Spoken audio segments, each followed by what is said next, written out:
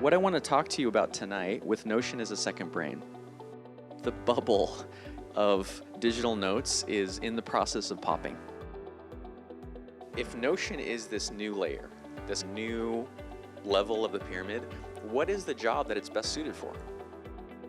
I want to give you guys that base level, how I've addressed some of these pain points, bring ourselves into Notion.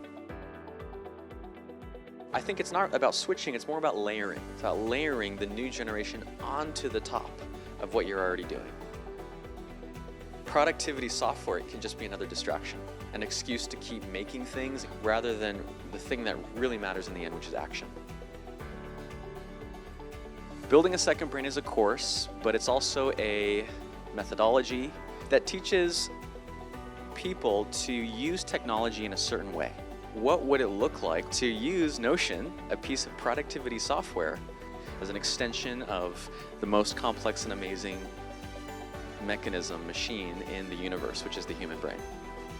I've partnered with Notion to do this series of events to talk about the relationship between that methodology, which has a lot of interesting ideas and concepts and frameworks, and a very practical thing, which is the Notion software, the tool.